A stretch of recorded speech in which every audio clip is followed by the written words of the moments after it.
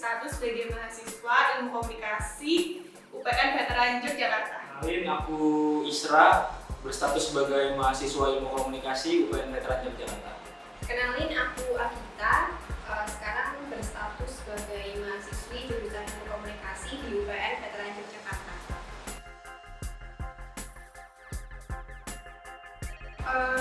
Pernah aku lihat secara nggak langsung sih. Pernah. Pernah.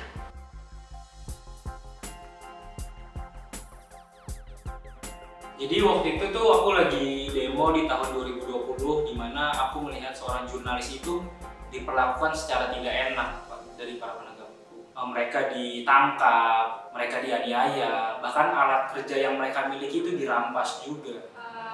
Kalau melihat kekerasan terhadap jurnalis itu, aku melihat di salah satu portal berita media online. Jurnalis itu diserang oleh beberapa orang tidak dikenal. Nah, itu mengakibatkan kerugian baik secara materi maupun fisik.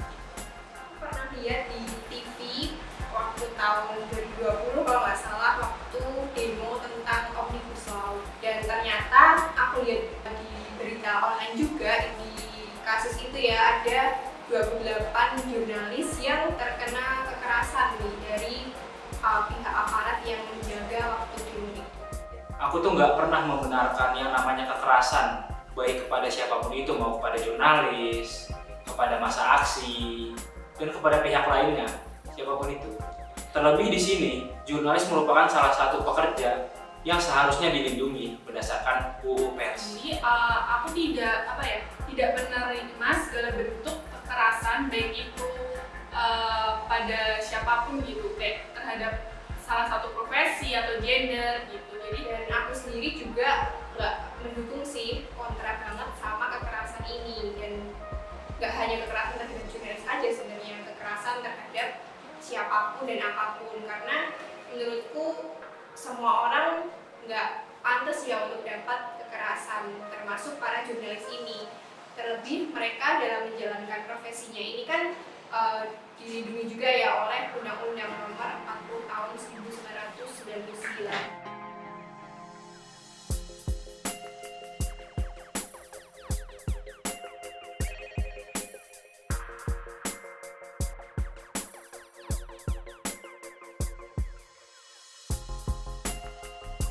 Nah, itu tadi beberapa pendapat tentang kekerasan terhadap jurnalis. Dan ternyata ya, kekerasan ini tuh bisa dialami oleh siapapun loh, termasuk para jurnalis itu sendiri. Dan biasanya kekerasan-kekerasan ini terjadi di momen-momen tertentu nih, momen politik tertentu biasanya yang pada akhirnya bisa menggiring adanya kasus kekerasan terhadap jurnalis itu. Benar. Kekerasan kan juga bisa berbentuk fisik, berbentuk non fisik, bahkan bisa juga serangan digital. Menurut data AJI, selama tahun 2021 itu tercatat ada 43 kasus kekerasan terhadap jurnalis.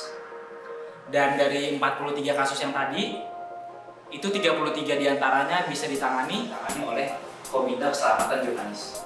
Nah, masih dari data AJI nih, kekerasan terhadap jurnalis ini di tahun 2021 kemarin mengalami penurunan jumlah kasus kekerasan terhadap jurnalis sebesar 48,8% dibandingkan tahun lalu yang mencapai 88 kasus.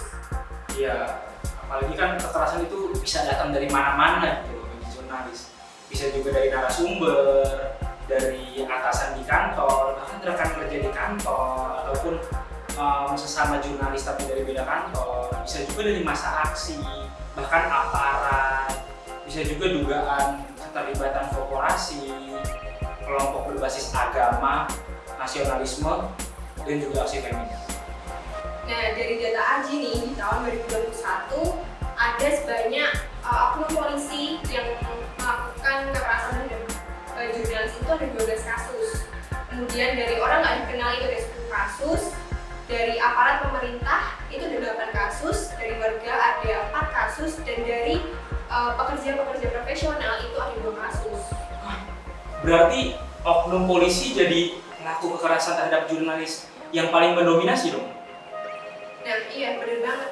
Terus gimana sih tindak lanjut dari AJI soal masalah oknum polisi ini?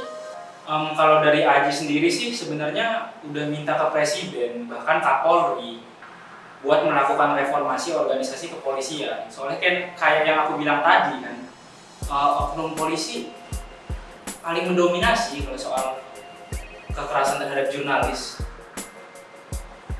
Iya sih, bener banget sih, setuju banget sih. Soalnya tugas kepolisian sendiri kan udah diatur di dalam undang-undang ya pastinya, termasuk pers itu sendiri juga dalam pelaksanaan pekerjaannya mereka juga dilindungi oleh hukum nih, ada di Undang-Undang Nomor 40 Tahun 1999. Berarti belum bisa dikatakan dong kalau misalkan kebebasan pers itu sudah berjalan dengan baik. Ya, bener banget sih. Dan kekerasan yang dialami oleh para jurnalis ini tuh nggak cuma kekerasan fisik loh. Ada juga kekerasan dalam bentuk lain. Kemarin tuh juga sempat muncul di HP-ku kan, soal teror intimidasi yang dialami sama jurnalis. Nah, itu tuh bisa jadi salah satu bentuk kekerasan yang dialami oleh jurnalis juga. Dan nggak hanya itu ya, ada juga kekerasan yang namanya doxing nih, yang jadi bentuk kekerasan baru yang menyerang jurnalis di akhir-akhir inilah, sekitar beberapa tahun terakhir ini. Gimana dong ya kalau kayak gini? Padahal kan maksudnya seluruh rakyat Indonesia, bahkan termasuk juga para aparat penegak hukum itu kan membutuhkan informasi yang konkret, informasi yang benar sesuai fakta gitu kan. Nah tapi gimana sih kalau misalkan para jurnalis ini yang seharusnya dia jadi kekuatan moral dan bisa menggerakkan demokrasi, itu dia seolah-olah malah terancam. Iya, dan kekerasan ini tuh pasti berdampak juga ya untuk jurnalis itu sendiri. Banyak banget nih dampaknya. Misalnya aja nih mereka mendapatkan kekerasan fisik, pasti mereka akan ada luka fisik, bahkan paling parah tuh bisa mengakibatkan kematian. Dan secara psikologis sendiri nih pasti akan mengakibatkan trauma, mengakibatkan ketakutan bagi jurnalis itu sendiri. Dan secara sosial mereka juga bisa dikucilkan.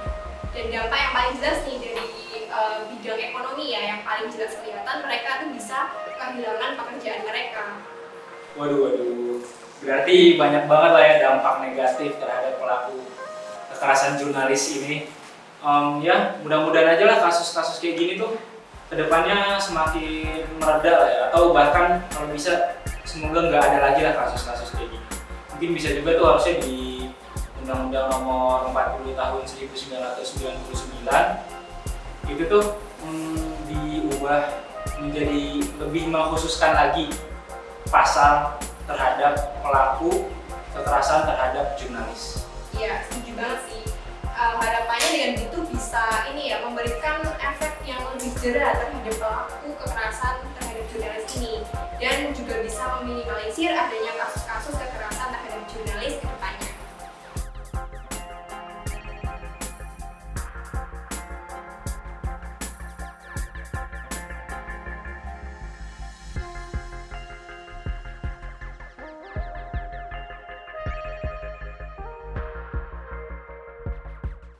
Sudah bekerja sesuai aturan, masih aja ada yang nyerang. Sudah pakai pakaian tertutup, tapi masih aja ada yang ganggu. Jangankan lapor, cerita aja susah. Emang bakal ada yang percaya? Saya yang diserang, kenapa saya yang disalahin juga? Bukan salah kamu.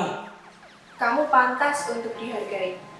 Didengarkan, Dicintai. kekerasan dapat terjadi kepada siapa saja. Salah satunya terhadap kaum jurnalis. Baik itu perempuan, Atau laki-laki. siapa saja. Apapun pakaiannya, Berapapun usianya. Ataupun strata ekonominya. kekerasan terhadap jurnalis Bisa terjadi di mana saja. di tempat kerja, Di jalan, Di tempat umum, saatnya bicara. rangkul dan dukung korban. bersatu. Karena kekerasan tidak boleh ditoleransi. Apapun kekerasannya, Hentikan kekerasan terhadap para jurnalis. Ini bukan hanya masalah jurnalis. Tapi masalah saya, kamu, kita semua. Tidak akan ada perubahan Kalau kita tidak berubah. saatnya bicara. saatnya suaramu didengarkan. Mari melangkah bersama dan saling berpegangan tangan. Karena hari ini Kita akan bersorak untuk keadilan. Bagi semua jurnalis. stronger Stronger Stronger together. together. together.